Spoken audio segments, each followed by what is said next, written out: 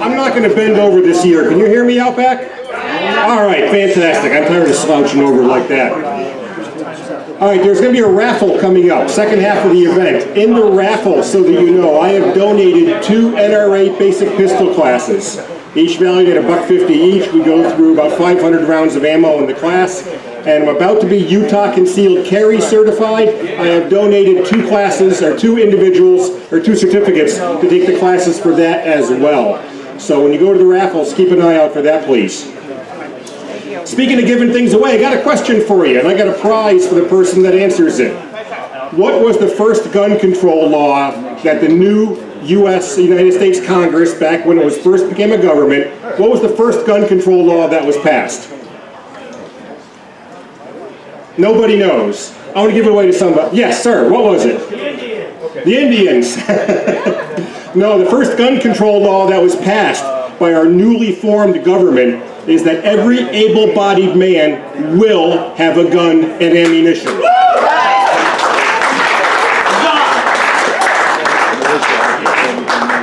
Then the Democrats came into power. We had the War of Northern Aggression, as my grandmother from Vicksburg likes to call it, the Civil War. Then we had gun control laws passed after that. What was the purpose of those gun control laws? Disarm newly freed blacks. Bingo, right there. After the Civil War, gun control acts were racist and largely continue to be so. The first gun control acts passed after the Civil War was to keep recently freed blacks from getting guns.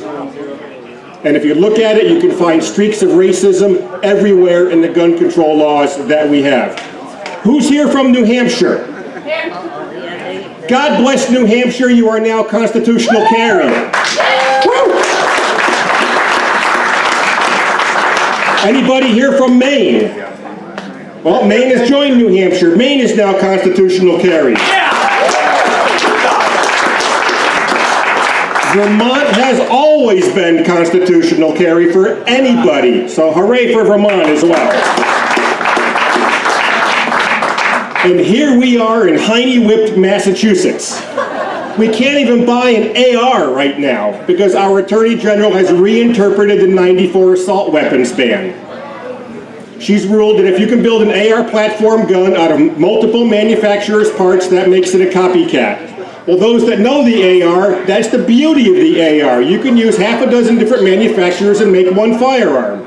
So while we may think that she's stupid and crazy, in a way, unfortunately, she's rather sly. So we do need to vote her out. But that's really not what I'm here to talk about. I kind of just wanted to get those facts out there to begin with. I want to talk about Massachusetts and the laws that we have in Massachusetts. Massachusetts technically is an open carry state because it says that you're not disallowing you from open carrying. It doesn't specifically say you can open carry, but it doesn't say that you can't either. We are a patchwork of laws across this state, which is unreal. Depending on where you are, I live in Hadley, and if my cops in Hadley see me open carrying, they're going to ask us, Kirk, don't worry about it. If I open carry in Springfield or Cambridge, I could very likely lose my permit for disturbing the peace. It's absolutely insane. If you live in Springfield, you've got to be politically connected, from what I understand, to be able to get your concealed carry permit. I've taught lots of people from Springfield. They've got their NRA certificate, they've got their Massachusetts State Police certificate, they go and apply, and they get a hunting and target practice license. They approach their chief of police and say, what happened? They say, well, we don't give concealed carry permits. Per capita, Springfield is one of the 10 most dangerous cities in America. And the chief of police willingly keeps its citizens disarmed. There's something wrong with that. And there's something wrong with the fact that if you live in Chicopee, the next town north, or West Springfield, right across the river, you can get a permit. That's absolutely nuts. I understand the spirit of it because the local police should know who the local characters are, but it creates a nightmare for those people that want to carry concealed. And this is where I'm going to get into, is protecting yourself. We've all seen the recent events, the shooting at the baseball field during practice, We've got people that use vehicles.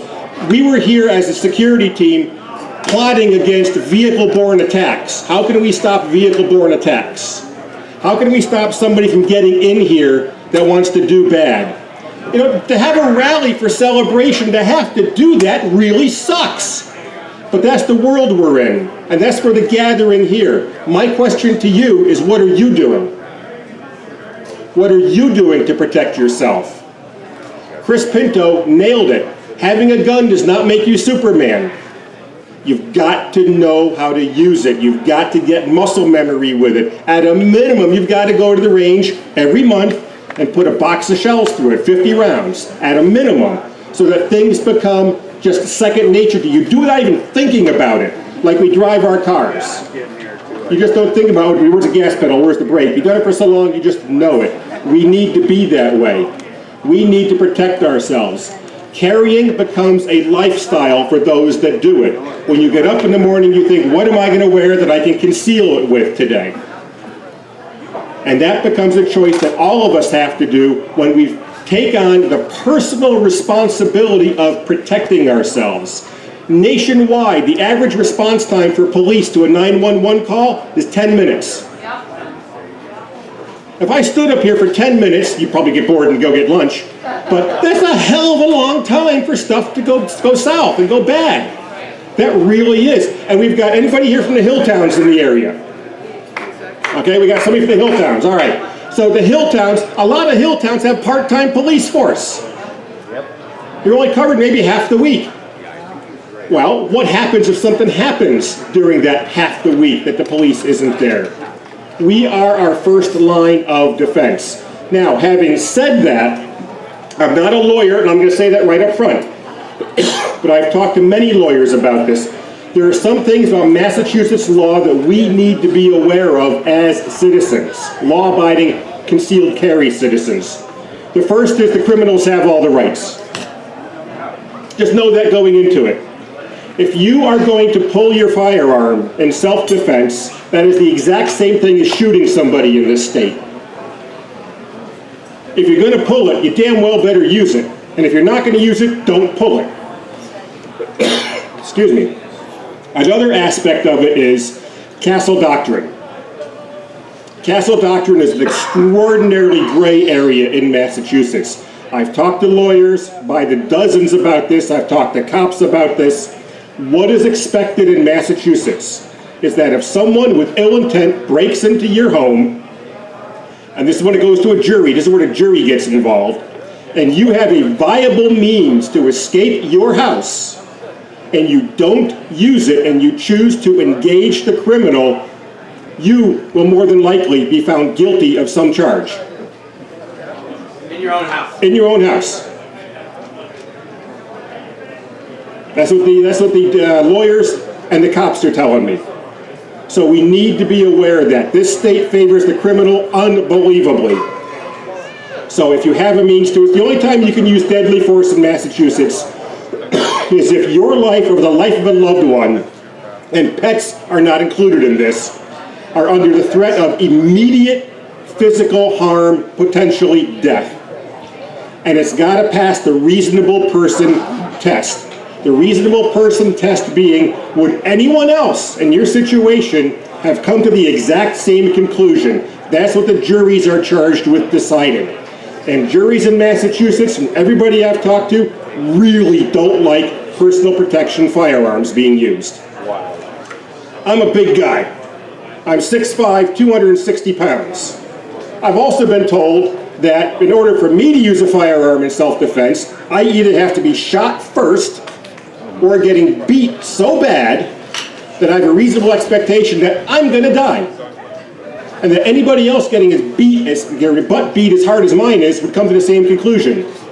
Then, and only then, can I use my sidearm for self-defense. Again, being 6'5", if somebody who is 5'3" comes at me and they've got a Smith & Wesson 1911 45 Hydra-Shock, juries expect me, because of my size, to be able to disarm them. Go figure. All right? Yeah, it's sad is what it is. So when you go anywhere, be aware. I've got some handouts in the back there. I've only got about half a dozen left right now from Goal. It's got all the Massachusetts laws in it, except for the new one by Maura Healey, banning the AR-15s. You've got to know the law, read up on it. You can buy the booklet on the Goal website. Practice, practice, practice. Thanks. You've got to get out there. You owe it to yourself. And if you ever go to a trial, it may come up that you go out there once a year and you shoot a box of ammo and you go back home. That may come back to get you. So definitely practice. I addressed this last year also, and they're doing it down here with the first time shoot. We know that we're right. The facts are on our side. The statistics are on our side. Everything is on our side. Criminals prefer unarmed victims. That is just a given. On my website, on my Facebook page, I'm posting every day a good guy with a gun stopping a bad guy with a gun. And it's great. We're the choir. We're all singing to ourselves. Yeah, that's great. I challenged everybody last year. I'm going to challenge you again this year. Bring a friend next year. Bring a friend who may be, not sure about it. Let them hear what people have to say. Bring a friend to the range. You got to do things like this. Don't hand them a 12 gauge with a turkey load. Hand them a 22. Let them shoot a little 22. In my class, I use shoot and see targets. Students get immediate feedback. They hear a bang, they see a change of color on the target. They like that. That's a lot of fun. Grab some shoot and see targets and bring friends out. We've got to grow our numbers. Yep. We've got to grow our numbers so that we can protect ourselves. So that we can be out there and be law-abiding gun owners, which we are, and we don't have to hide the fact that we are. I got a quick question. How many of you hide the fact from some of your friends that you're a gun owner? Okay, a couple of hands go up. Okay, anybody out there blatantly tell their friends they're a gun owner? Okay, some of them go up there. The rest of us are kind of in between.